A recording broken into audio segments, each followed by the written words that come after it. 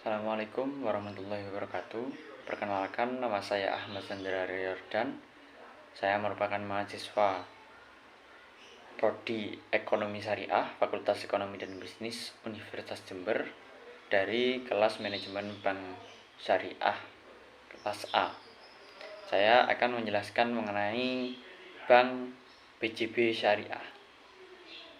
Adapun Bank BJB Syariah didirikan melalui pembentukan divisi ataupun unit usaha syariah oleh PT Bank Pembangunan Daerah Jawa Barat dan Banten Tbk. Lalu pada tanggal 20 Mei tahun 2000 BJB Syariah tersebut didirikan dengan tujuan untuk memenuhi kebutuhan masyarakat Jawa Barat yang mulai tumbuh keinginannya untuk menggunakan jasa perbankan syariah. Pada tahun 2010, manajemen PT Bank Pembangunan Daerah Jawa Barat dan Banten Tbk berpandangan bahwa untuk mempercepat pertumbuhan usaha syariah serta mendukung program Bank Indonesia yang menghendaki peningkatan share perbankan syariah, maka dengan persetujuan rapat umum pemegang saham PT Bank Pembangunan Daerah Jawa Barat dan Banten Tbk diputuskan untuk menjadi divisi ataupun unit usaha syariah menjadi Bank Umum Syariah. Hingga saat ini Bank BJB Syariah berkedudukan dan berkantor pusat di Kota Bandung dan telah memiliki 10 kantor cabang. Kantor cabang pembantu terdapat 53, 3 mobil kas keliling, jaringan anjungan tunai mandiri atau ATM yang tersebar di daerah Provinsi Jawa Barat, Banten, dan DKI Jakarta, dan 77.000 jaringan ATM bersama.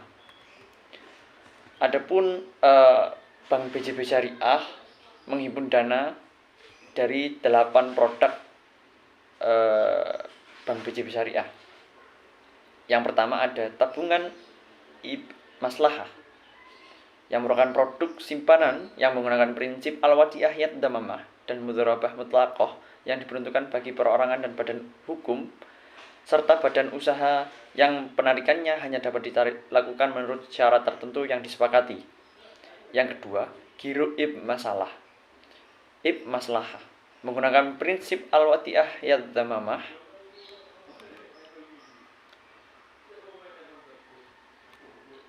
yang memberlakukan dana giro nasabah sebagai titipan yang harus dijaga dan dijamin keamanan serta ketersediaan dananya setiap saat dengan penarikan menggunakan cek atau bilet giro guna kelancaran transaksi bisnis nasabah. Yang ketiga adalah deposit maslahah, merupakan investasi dengan prinsip mudharabah mutlaqah atau bagi hasil dalam mata uang rupiah yang penarikannya dilakukan sesuai dengan pilihan jangka waktu tertentu sesuai kesepakatan. Yang keempat ada tabungan haji maslahah, merupakan produk tabungan khusus untuk persiapan biaya ibadah haji yang dikelola serta profesional dan aman sesuai syariah, dilengkapi dengan layanan online Siskohat atau sistem koordinasi haji terpadu. Memungkinkan nasabah mendapatkan kepastian keberangkatan dari Departemen Agama setelah saldo tabungan haji nasabah telah memenuhi nominal persyaratan. Yang kelima ada simpanan belajar adalah simpanan berupa tabungan perseorangan yang diperuntukkan siswa dengan persyaratan mudah dan sederhana serta fitur yang menarik dalam rangka edukasi dan inklusi keuangan untuk mendorong budaya menabung sejak dini.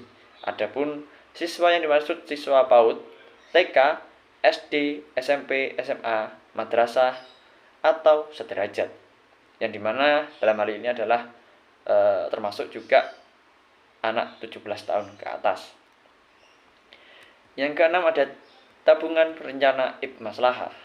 Tabungan rencana maslahah merupakan produk tabungan berjangka Bank BJB Syariah dalam mata uang rupiah dengan prinsip mudharabah mutlaqah yang diperuntukkan bagi perorangan berbagi hasil optimal dengan berbagai keuntungan yang dirancang untuk membantu mewujudkan berbagai rencana di masa yang akan datang. Yang ketujuh adalah tabungan anak maslahah, merupakan produk tabungan Bank BJB Syariah yang menggunakan prinsip wadi'ah yad damamah yang diperuntukkan bagi anak-anak dengan tujuan mendidik, menabung sejak dini. Adapun anak-anak yang dimaksud adalah anak dari umur 7 sampai 17 tahun. Yang terakhir adalah tabungan maslahah taspen, Tabungan IP Maslahah Taspen merupakan tabungan dengan akad ODIAH yang diperuntukkan bagi para pensiun atau calon pensiun Taspen, di mana rekening tersebut berfungsi untuk menampung pembayaran manfaat tunjangan hari tua, jaminan keselamatan kerja, jaminan kematian, pensiun non-dapen, pensiun bulanan, dan pensiun bersifat khusus, serta berfungsi untuk menampung manfaat-manfaat lainnya dari PT Taspen Persero. Yang selanjutnya adalah terdapat pembiayaan daripada Bank BJB Syariah. Dalam Bank BJB Syariah terdapat dua pembiayaan. Yang pertama adalah pembiayaan produktif, dan kedua adalah pembiayaan konsumtif. Yang pertama, pembiayaan produktif, terdapat dua produk. Yang pertama adalah pembiayaan modal kerja. Pembiayaan modal kerja merupakan fasilitas pembiayaan yang diberikan perusahaan yang memerlukan pembiayaan modal kerja. Jenis pembiayaan modal kerja terdiri dari tiga. Yang pertama adalah PMK, kontraktual jasa pemborongan. Yang kedua PMK menurun. Yang ketiga PMK fluktuatif. Yang kedua adalah pembiayaan investasi, merupakan pembiayaan investasi yang merupakan fasilitas pembiayaan yang diberikan untuk pembelian barang modal beserta jasa yang diperlukan untuk pendirian proyek baru, rehabilitasi, modernisasi, ekspansi, atau relokasi proyek yang sudah ada. Yang selanjutnya adalah pembiayaan konsumtif. Pembiayaan konsumtif terdiri dari 7 produk. Yang pertama adalah pembiayaan pemilikan kendaraan bermotor IP Maslahah, merupakan fasilitas pembiayaan yang diberikan kepada nasabah individu perorangan untuk membeli kendaraan bermotor, mobil, atau motor. Yang kedua, pembiayaan pemilikan rumah IP Maslahah merupakan fasilitas pembiayaan yang diberikan kepada perorangan untuk membeli, membangun, dan atau renovasi termasuk ruko, rukan, apartemen, dan sejenisnya. Pembiayaan serbaguna IP Maslahah adalah fasilitas pembiayaan bersifat konsumtif yang diberikan kepada perorangan untuk berbagai keperluan.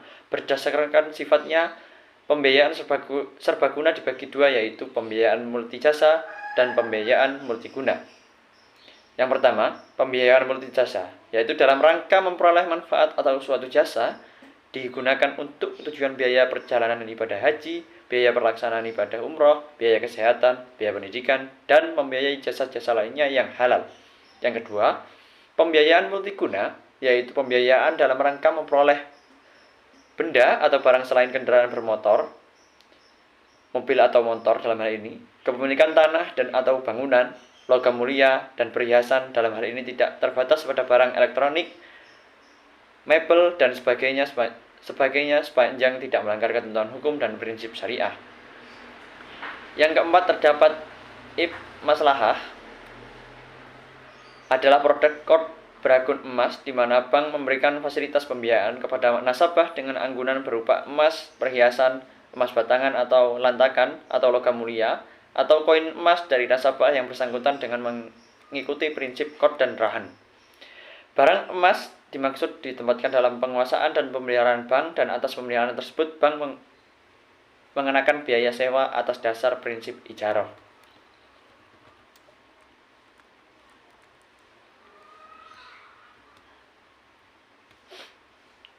Yang kelima, pembiayaan kepemilikan emas IP Maslahah adalah produk pembiayaan di mana bank memberikan fasilitas pembiayaan kepada nasabah untuk melakukan pembelian barang berupa emas batangan atau lantakan atau perhiasan dengan cara diangsur. Barang emas dimaksud ditempatkan dalam penguasaan dan pemeliharaan bank sebagai anggunan. Yang keenam, pembiayaan kesejahteraan pegawai. IP Maslahah merupakan pembiayaan yang diberikan kepada pegawai yang memiliki penghasilan tetap yang gajinya telah maupun belum disalurkan melalui bank.